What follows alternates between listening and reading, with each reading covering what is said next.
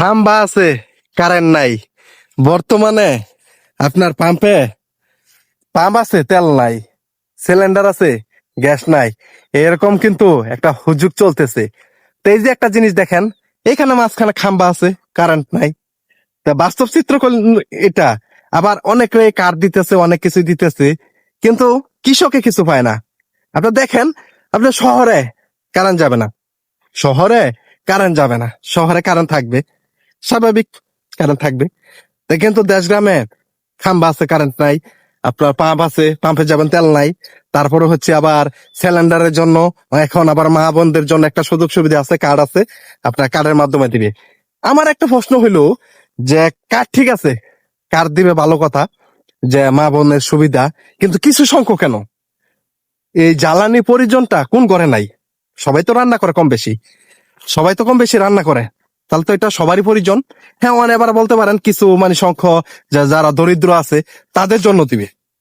হ্যাঁ, তবে গ্রামের মানুষ আপনারা দেখেন, বিশেষ করে যারা মধ্যবিত্ত ফ্যামিলির লোক আছে, তারা কিন্তু কারো কাছে বলতেও পারে না, চাইতেও পারে না, যাইতেও পারে না। তারা মানে এমন অবস্থায় আছে, তাদের খোঁজটা নেন।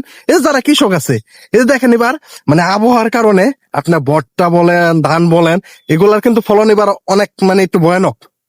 কারণ এই বৃষ্টির কারণে ভুট্টা তুলতে পারতেছে না, জ্বালায় যাইতেছে। তো এই জিনিসগুলা একটু খোঁজ নিছেন?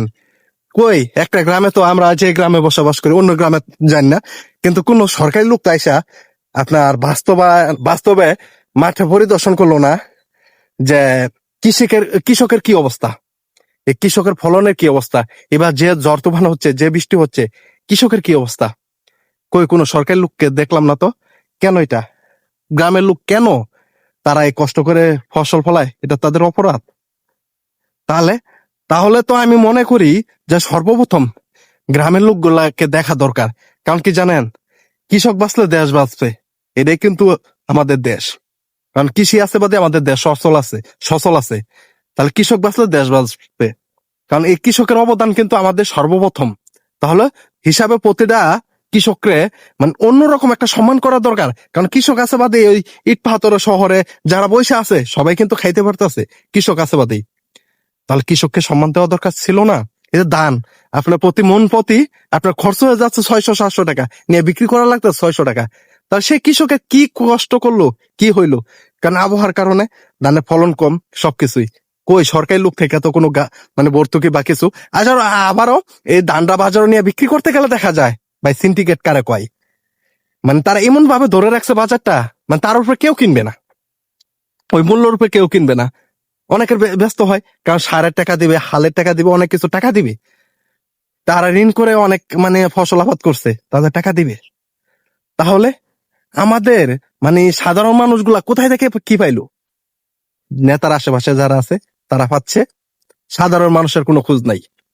সাধারণ মানুষের কোনো খোঁজ নাই, আপনার মধ্যবিত্ত ফ্যামিলি যারা আছে খোঁজ নাই। অথচ এইটা দিতাছে, ওইটা দিতাছে। এই যে একটা কথাই বললাম না, খাম্বা আছে ঠিকই, কারেন্ট নাই। পাম্প আছে, তেল নাই। কৃষকের মানে যেদিকে যাবে ওদিকে সংকট, কৃষক যেদিকে যাবে ওদিকে সংকট।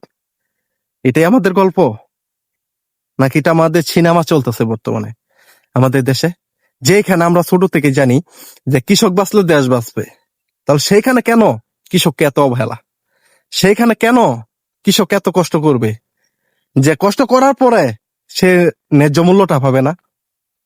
কেন বাজারে গেলে সিন্ডিকেট সিন্ডিকেট এইখানে ওইখানে দিতে দিতে দেখা যায় তাদের যে খরচ, ওই খরচই ওঠে না? কেন এমনটা হয়? তাহলে প্রশাসন আছে বা যারা সরকার প্রধান আছে বা সরকারের দলের লোক আছে, তারা তো বাজারগুলা দেখার কথা, সেগুলো কেন দেখছে না? কেন এমনটা হচ্ছে কৃষকের সাথে? মাঠ পর্যায়ে কই সরকারি এত লোক আছে, মাঠ পর্যায়ে দেখি না তো। কোন গ্রামে দেখি না যে এটা পরিদর্শন করে বলতেছে যে এবার মানে বৃষ্টির কারণে ফসলের অবস্থা এরকম বা আরো অনেক কিছু, কই তুলে ধরতেছে না তো। আর মিডিয়া গুলো কি বলবো, কিছু মিডিয়াও তুলতেছে না তো। কেন? কৃষক কি এত অবহেলা যার কারণে মানে দেশ বাঁচে? কৃষক বাঁচলে দেশ বাঁচে এই গল্পটা? তাহলে কেন কৃষকরা এত অবহেলা করতেছে? বুঝতেছি না ভাই। কৃষকের এই গাম, শরীর ভিজা গাম, এটা কেউ দেখে না। মানে এত কষ্ট, মানে এই ফসল তোলার পরে বাজারে নিয়ে বিক্রি করতে গেলে এত কষ্ট, এটা কেউ দেখে না।